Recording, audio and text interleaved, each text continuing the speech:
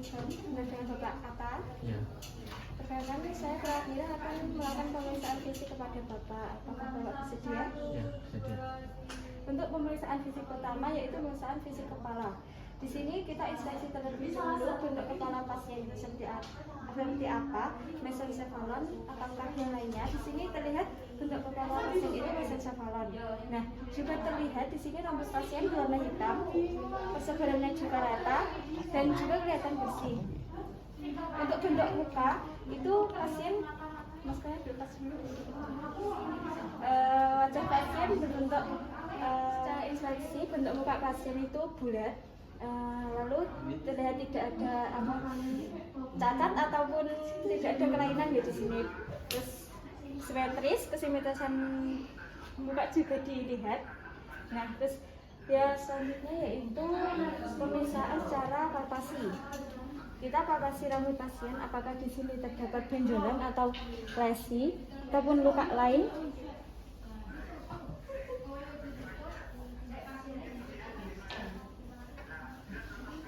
Lalu kita cek rambutnya, apa rambutnya terdapat minyak. Nah, kalau di sini rambut terlihat kotor atau minyak, itu berarti pasien mengalami gangguan personal hygiene yaitu keramas.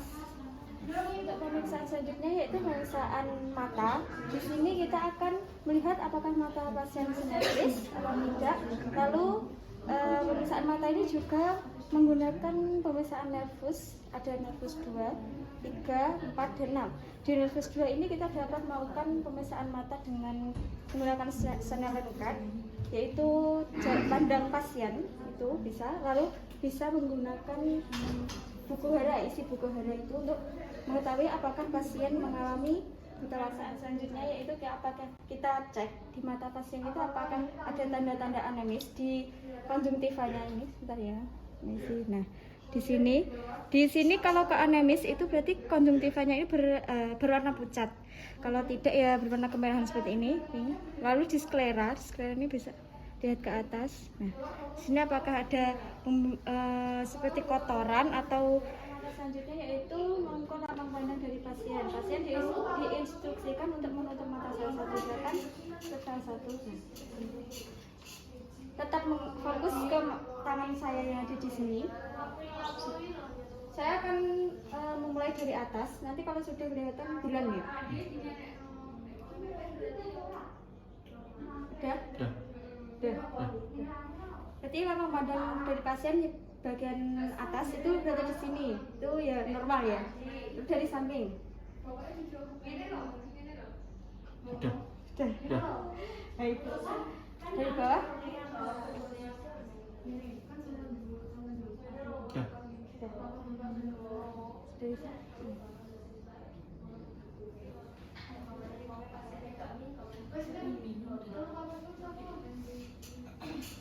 Yaitu adalah pemeriksaan mata dengan melihat efek dari pupil. Di sini saya akan memberikan langsung cahaya dengan menggunakan pen light.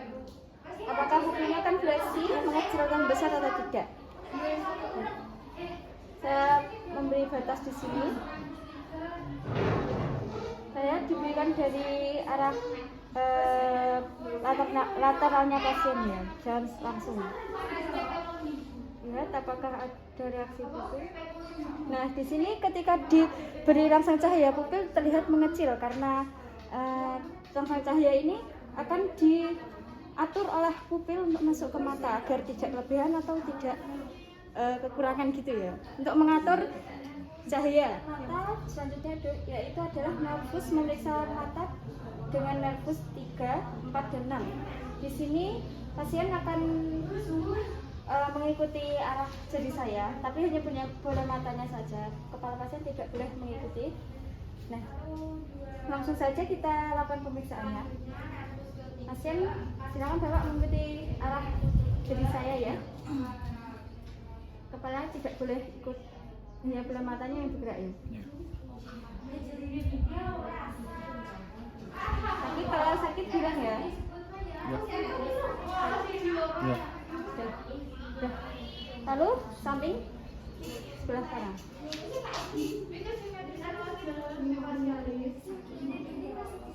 Ya.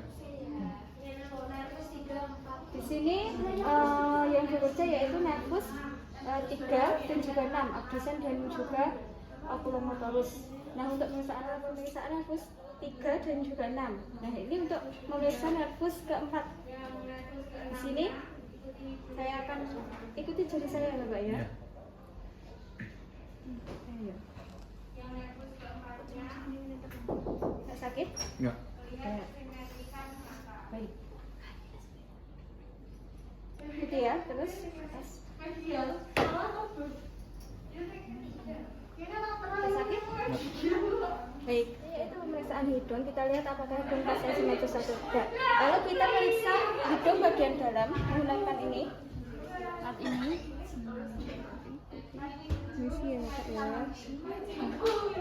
Di sini kita lihat os nasal terlihat lurus, berarti itu tandanya normal.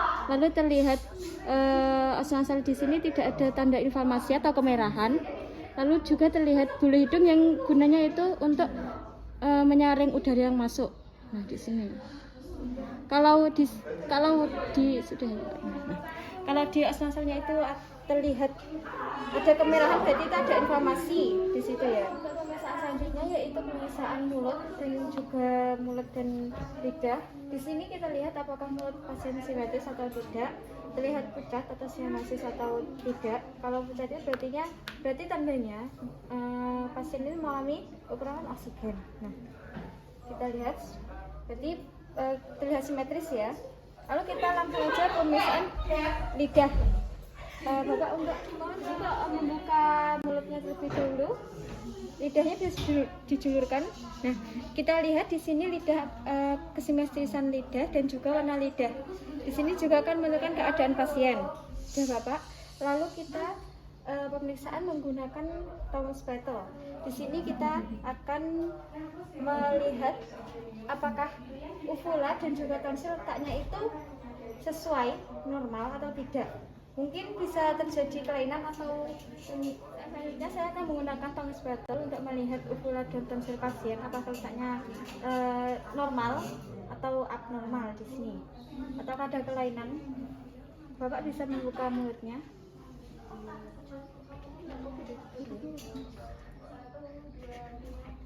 Nah, di sini kita akan melihat apakah uvula berada di tengah, lalu tonsil tidak membesar atau tidak menutupi saluran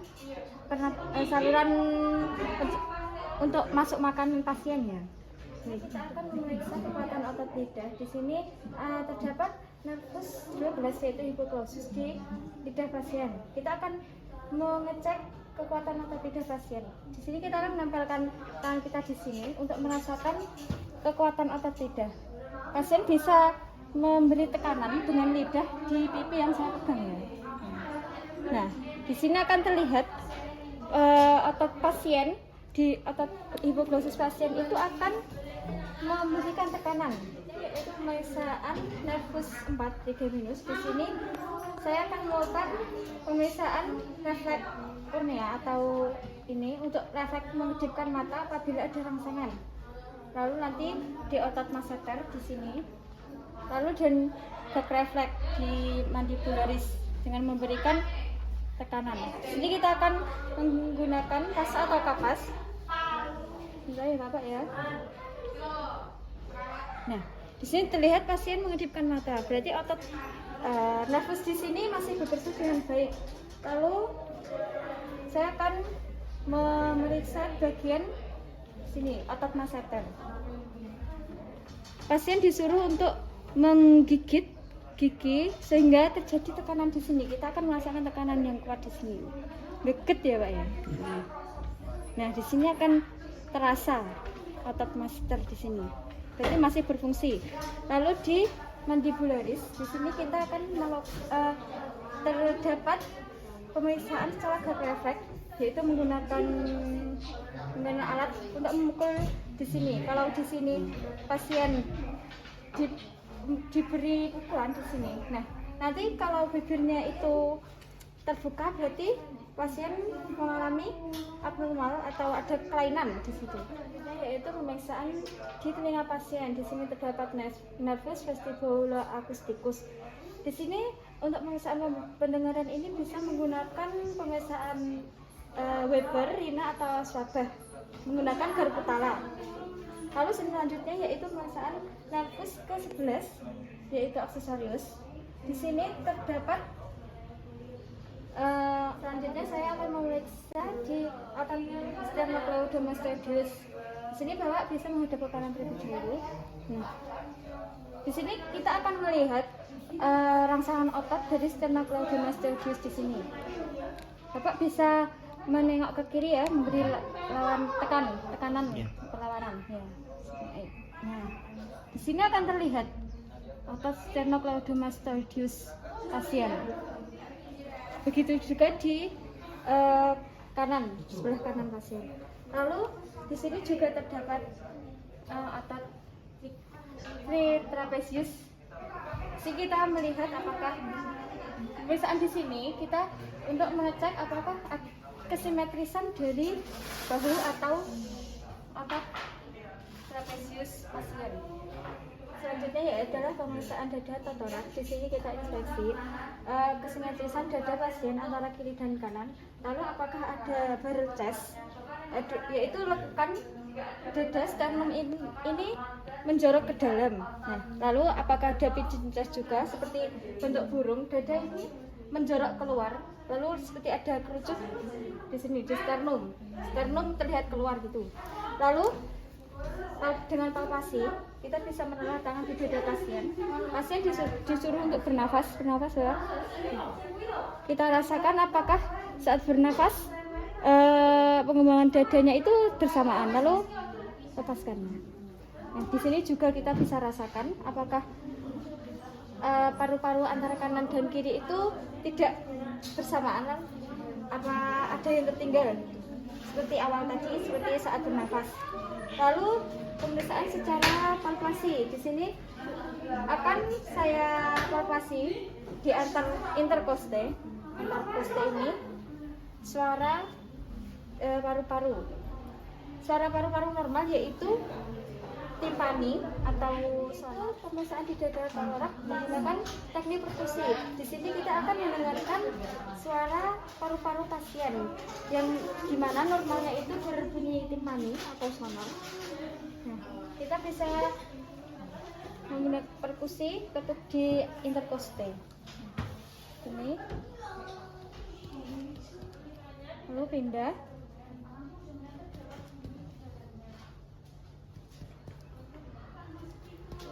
Nah, seperti itu. Kalau ada suara seperti dullness, berarti di paru-paru itu terdapat cairan yang dimana cairan itu tidak normal ya. Seharusnya bunyi paru-paru itu sonor atau timpani, sementara kalau abnormal itu ya seperti suara dullness.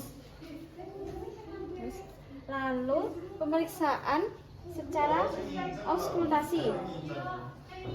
Kita akan mendengar pernapasan pasien, yaitu ada pernapasan bronkial di sini, lalu vestibular di seluruh bagian paru-paru, dan juga ada bronkofesikular.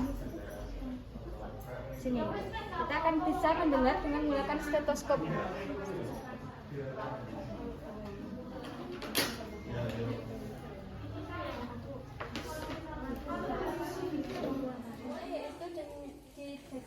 Yaitu dengan menggunakan metode auskultasi. Di sini kita akan mendengarkan bunyi pernapasan. Di mana bunyi pernapasan di sini ada bunyi pernapasan bronkial. Lalu di permukaan paru-paru atau di paru-paru ini vesikular. Lalu di sini ada bronkofesikular. Untuk pemeriksaan auskultasi bisa menggunakan stetoskop. Ini kita akan mendengarkan suara bronkial.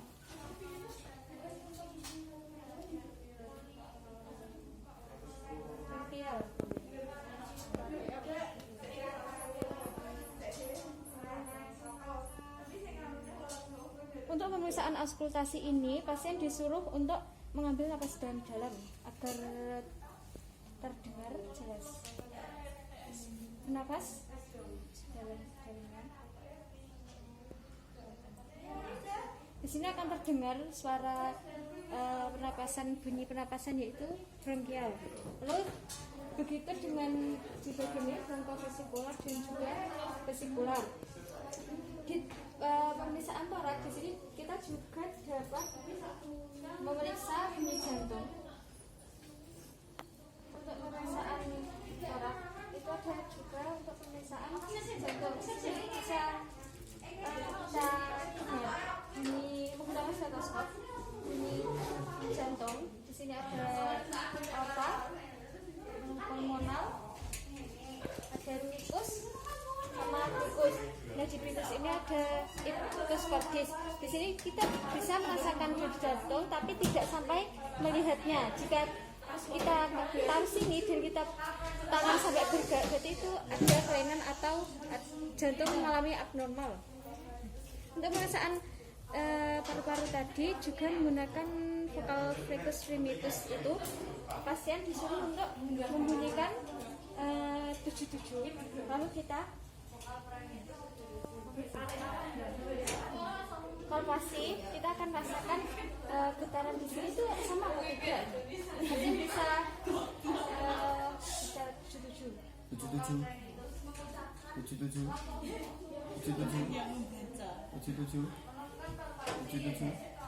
ya. Pemeriksaan abdomen dibagi menjadi 9 rasio, yaitu rasio pertama yang berisi sebagian hepan atau hati. Ini disebut dengan epikondria dextra ya. Kalau kanan dextra, kalau kiri sinistra. Berarti di sini epikondria sinistra, di sini epikondria dextra.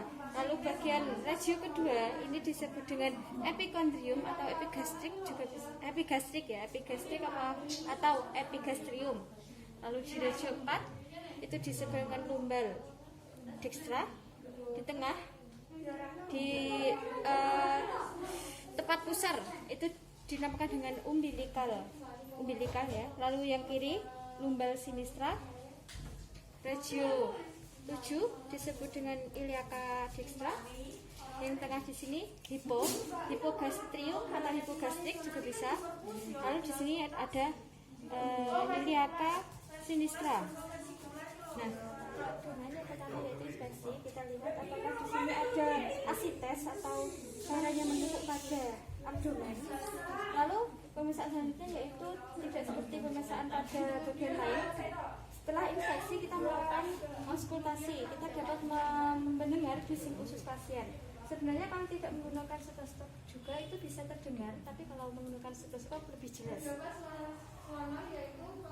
Apalagi kalau ke orang yang lapar itu bising usus sangat terdengar.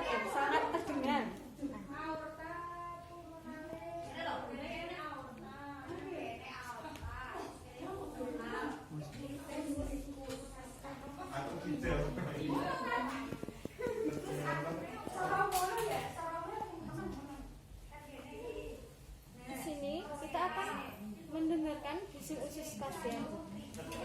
Ini juga dapat melengkapi hasil pemeriksaan pada pasien di sekitar abdomen. Lalu selanjutnya yaitu pemeriksaan secara palpasi.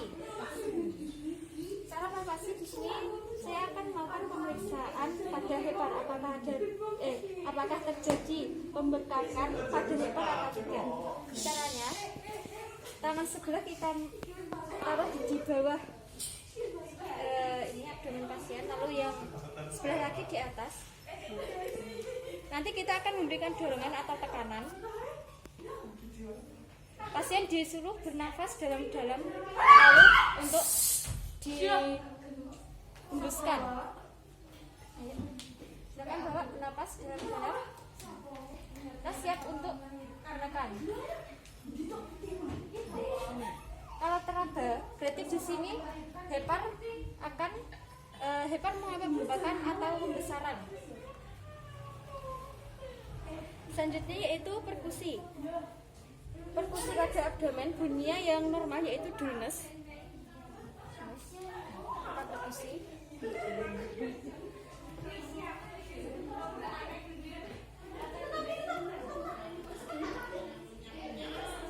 Suara normalnya yaitu dulness ya.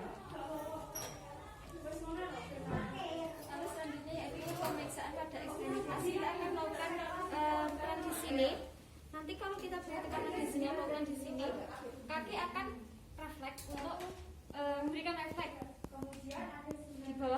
tidak langsung di patella ya. Untuk memukulnya tidak boleh gini, tapi harus dipantulkan. Nah, berarti di sini normal, tidak ada gangguan. Lalu untuk pemeriksaan selanjutnya yaitu di lengan. Di sini kita, seperti kaki tadi, lengan akan memberikan refleks ketika dipukul di atas siku di sini. Pemukulannya juga sama, dipantulkan.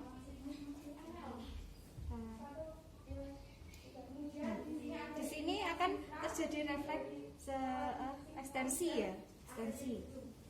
Selanjutnya yaitu pemeriksaan menggunakan Babinski. Pemeriksaan itu terdapat di telapak kaki pasien menggunakan ini ya. Kita akan memberikan rangsangan sini.